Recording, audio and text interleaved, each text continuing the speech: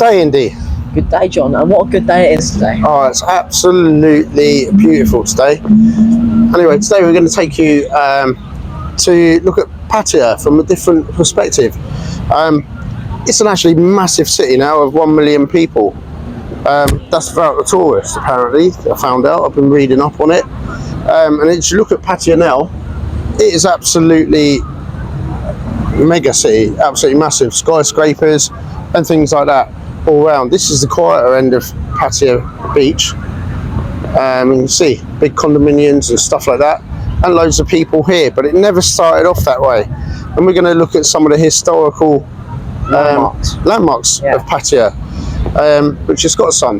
Now we're going to start off over there by Ballyho Pier, and yeah, come have a look.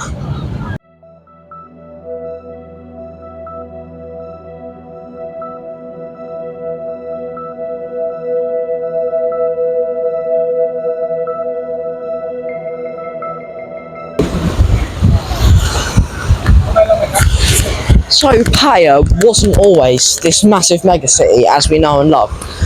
Before, it was a quaint little fishing village that only housed a few people. But the first time it was ever mentioned, actually, was in 1767, and it got its name from King Taksin the Great, who was then called Friar Tak, who was running things in the great capital of the UTR at the time. The village pretty much kept itself to itself and under the radar for the next 200 years. But then, slowly started growing when US soldiers came on their rest and relaxation in the Vietnam War at around 1959.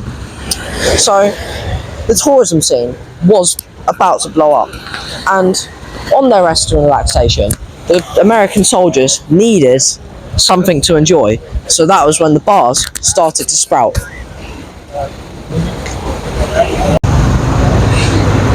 Behind me you will see Taian Queen go-go bar, which is claimed to be the first go-go bar in Pattaya.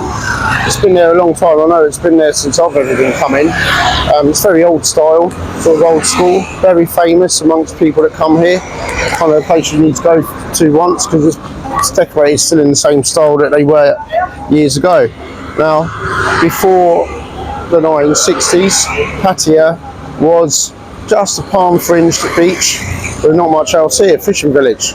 And the Americans discovered it because they had a nearby base. There was an airport at Pattaya, and they would come here to have a few days off because they liked the scenery, but obviously they wanted somewhere to drink, and the bars sprung up to service the American GIs in the Vietnam War, and obviously led to what we have as Pattaya today, a city of 1 million people.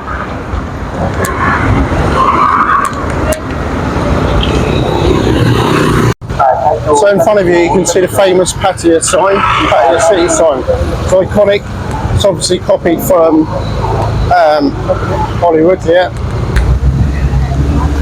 So once upon a time, Pattaya was just a small port, just a small fishing port, nothing else.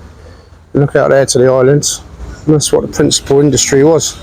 It's a little small port, and they'd have been little fishing boats, probably like the one over there, which is now used for passenger transport, and that was the beginning of Pattaya.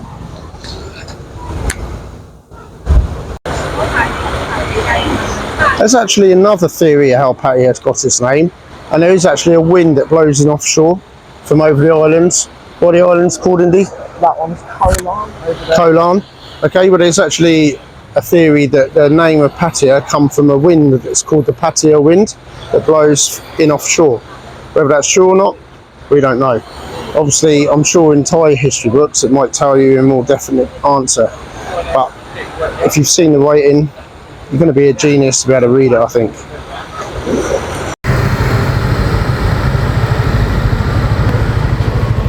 Pattaya just seems to grow every time you go there. It's getting bigger and bigger. New buildings spreading up all the time. It does have quite an American feel to it at times. Hence again, it's the sign. Here you've got the bars that have sprung up, and there's just so many bars. I think there's over 1,000 bars in the city, and as time's gone on, it's grown and grown into one of the biggest kind of bar areas in the world, I guess. These are outdoor beer bars. In front of you is the famous walking street, which is recognised as starting in the late 50s, early 60s, and being the epicentre of the nightlife in Pattaya. So Pattaya originally would have been just a long palm tree lined bay. And it's supposed to be very beautiful, and as you can see, it's grown into something entirely different.